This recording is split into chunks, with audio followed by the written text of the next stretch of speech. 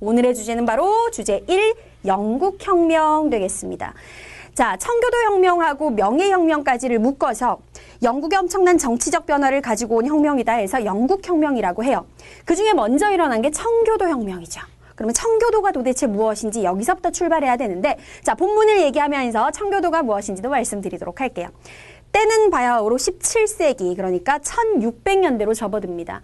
영국의 경우에는 다른 유럽의 여러 나라들보다는 조금 정치 체제가 그래도 요만큼 더 발전해 있었어요. 그러니까 발전해 있었다라는 건 뭐냐면 의회라고 하는 국민을 대표하는 기관의 목소리가 다른 나라에 비해서는 조금 큰 편이었다라는 거지. 근데 17세기 무렵이 되었을 때 이 영국의 국민들을 대표하는 의회, 이 의회의 다수를 어떤 사람들이 차지를 하고 있었냐면은 젠트리라고 불리는 사람들. 자, 젠트리나 하나 밑줄 쳐주는 게 좋을 것 같아요. 그 다음에 시민계급. 이들이 파워가 점점 강해지면서 의회에 있는 의원들의 거의 대부분이 젠트리 아니면 시민계급이었습니다. 그럼 젠트리는 뭐고 시민계급은 뭐냐? 시민계급은 말 그대로 평민인데 도시에 살면서 뭐 무역업에 종사거나 해가지고 이제 경제적으로 조금 부유해진 사람들, 그 사람들을 말하는 거고요. 젠트리라고 하는 사람들은 똑같이 좀 부자이긴 한데 이 사람들은 뭐냐면 농촌에 사는 사람들이에요. 그러니까 농촌에서 귀족 신분은 아닌데 농민은 농민인데 그냥 좀 가난한 농민이 아니라 조금 땅도 좀 많이 가지고 있고 지주라고 우리가 얘기하잖아요. 땅도 좀 많이 가지고 있고 그러면서 일반 농민보다는 약간 신분이 높아지고 그렇다고 귀족까지는 아닌 그 중간 신분 정도 되는 이들을 우리가 젠트리다라고 얘기를 했어요. 근데 도시에 사는 시민들이나 아니면 시골에서 땅을 많이 가지고 있는 젠트리들이나 이들이 어떤 특징이 있었느냐? 이들의 공통점이 거의 대부분 청교도였다라는 거지. 그럼 청교도가 이제 뭔지 봐야 되겠지. 우리가 어떤 종교 이름 뒤에 도를 붙이면 그 종교를 믿는 사람이다 이런 뜻이야. 불교도, 그럼 불교 믿는 사람. 이슬람교도, 이슬람교 믿는 사람이란 뜻이야. 청교 믿는 사람이란 뜻이잖아요. 청교가 뭐냐? 역사일에서 배웠던 내용으로 돌아가요. 유럽에서 이제 크리스트교 세력이 되게 강했었는데 이 크리스트교가 파워가 너무 강해지다 보니까 부정부패가 심해지는 거라 그래가지고 기억나는지 모르겠지만 루터라는 인물, 칼뱅이라는 인물 이런 사람들이 종교개혁을 외치고 들고 일어납니다. 그래서 크리스트교가요. 종교개혁 이전의 크리스트교와 종교개혁 이후, 즉 루터와 칼뱅의 주장을 따르는 크리스트교로 나뉘어지는데 그중에 좀 유명했던 사람이 칼뱅이에요. 이 칼뱅이 말하는 것들을 따르는 새로운 크리스트교를 믿는 사람들을 우리가 청교도다라고 불렀던 거지.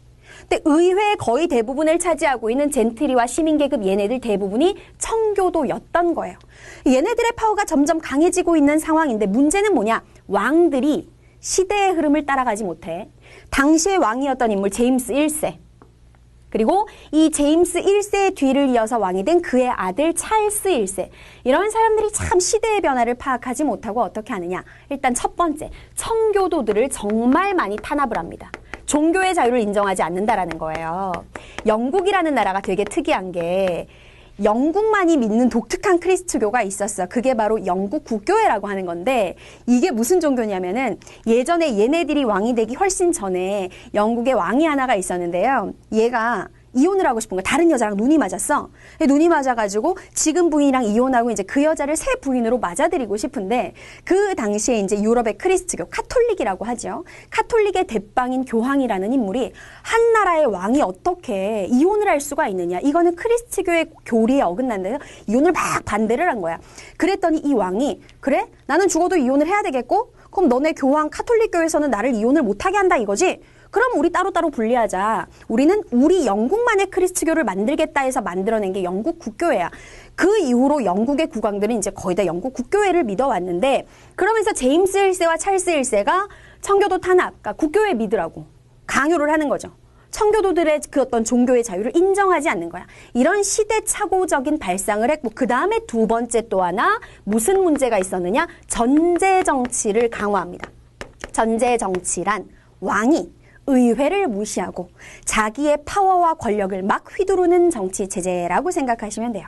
의회는 점점점 힘이 강해지고 있는데 청교도를 단합하고 얘네들 거의 다 청교도인데 그리고 전제 정치를 하자 의회가 열받았죠. 안 되겠다. 왕권을 좀 제한해야 되겠다라고 생각을 합니다. 그래서 어떻게 하느냐? 옆으로 넘어가서 알려드릴게요. 자, 2번 무슨 일이 있었냐면은 의회가 문서를 하나 작성을 해요. 왕이 의회의 허락 없이 세금을 부과할 수 없고 군대를 소집할 때도 의회의 허락이 있어야 되고 뭐 어쩌고 저쩌고 이제 문서를 작성해서 자, 여기다가 사인을 해주십시오 하고 당시의 왕이었던 찰스 1세한테 내밀었어요. 그 문서의 이름이 바로 무엇이냐? 이른바 권리청원이라고 하는 문서였어. 즉 의회가 찰스 1세에게 제출했던 이 권리청원의 핵심은 무엇이냐면 왕이 자기 마음대로 권력을 못 휘두르도록 왕권을 제한하는 내용들이 담겨져 있었던 거지. 찰스 1세가 어쩐 일인지 이걸 승인을 했어요. 오케이 하고 사인을 했는데 이게 뭐 앞으로 의회를 존중하겠다 이런 의미에서 사인을 한 건 아니고 뭐 쉽게 말하면 이제 귀찮아서 아유 뭐 나중에 말하고 안 들어주면 되지 하고 그냥 사인을 한 거야. 아니나 다를까 사인을 하고 딱 1년 만에 문제가 생겨요. 그러니까 사인을 할 때 진심으로 그렇게 할 생각이 없이 사인을 했잖아. 그러니까 그 이후에도 문서에 나와 있는 약속을 하나도 지키지 않고 세금도 자기 마음대로 올리려고 의회 도장 찍어라라고 강요를 하고 여전히 청교도들을 박해를 하고 이러니까 의회가 어떻게 했겠어? 아니 권리청원에다가 도장을 찍으셨으면서 이러시면 됩니까? 막 이렇게 항의를 했을 거 아니야. 항의를 하자 찰스 1세가 어떻게 하느냐? 내가 왕인데 니들이 무슨 상관이야? 의회 따위 필요 없어 하면서 의회를 강제로 해산시켜버리고 해산이 되니까 의회가 막 저항을 했겠지? 탄압을 해버려요. 의회가 완전히 없어졌어. 이때부터 대략 11년 동안 영국은 의회가 없이 정말 왕 혼자서 정치를 자기 독단적으로 운영해 나가는 이러한 체제가 한 11년이 이어진 거야. 그러다가 한 11년이 지나고 나가지고 찰스 1세가 의회를 재소집을 합니다. 어쩐 일로 재소집을 하느냐? 세금을 높여야 되는데 당시에 이제 영국의 법에 아무리 이제 의회랑 사이가 안 좋아도 의회에 도장이 있어야지만이 세금을 높일 수가 있는 거야. 그 당시 영국이 어떤 상황이었냐면은 여러분들 세계 지도에서 이제 영국 지도를 보면요. 큰 섬이 하나가 있는데 여기가 이제 잉글랜드라는 섬이고 그 옆에 조그만한 섬이 하나가 있는데 거기가 스코틀랜드라는 섬이에요. 두 개가 각각 다른 나라였어요. 스코틀랜드하고 잉글랜드 사이에서 전쟁이 납니다. 전쟁을 하면 돈이 되게 많이 필요한데 당시에 이제 찰스 1세가 돈이 별로 없는 거야, 왕실에. 그래가지고 그러면 세금을 높여가지고 전쟁 경비를 마련해야 되겠다. 그러려면 의회에 도장이 필요하니까 이게 되게 귀찮은데 의회를 소집할 수밖에 없겠구나 해서 의회를 재소집한 거지. 다시 말해서 전쟁 경비를 마련할 목적으로 의회를 재소집을 하게 되었다. 그러면 의회 입장에서 생각을 해봐. 아이코 소집해 주셔서 고맙습니다. 도장 찍어드릴게요. 안 그럴 거 아니야 당연히. 굉장히 지금 왕에 대해서 찰스 1세에 대해서 불만이 많은 상황이지. 국왕의 잘못된 정치, 그걸 우리가 실정이라고 얘기하는데 국왕의 잘못된 정치인 실정을 비판을 하고 그 다음에 세금을 올리는 것에 도장을 찍기를 거부합니다. 그러면서 이제 엄청난 싸움이 시작이 된 거예요. 선생님이 내전이라고 적었는데 내전은 국가 안에서 발생하는 전쟁이다 이런 뜻이야. 의회를 따르는 의회파 세력과 왕을 지지하는 왕당파 세력 사이에 내전이 발생하는데 왕을 지지하는 세력은 굉장히 소수였고요. 의회를 지지하는 세력이 다수를 차지하고 있었죠. 그리고 이 의회파 세력을 이끌고 있던 인물이 바로 누구였느냐면은 크로멜이라는 사람이 의회파를 이끌고 싸웠던 거야. 왕당파랑 같이.